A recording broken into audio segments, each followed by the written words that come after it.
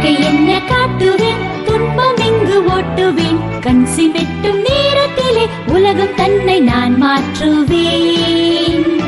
நேற்று நானும் கனவிலே, இன்று நானும் உருவிலே. நண்பரோடு கனவு யாவும் நானும் இங்கு நனவாக்குவேன். வானம் தொடுவேன் நானும் பறவை போலவே.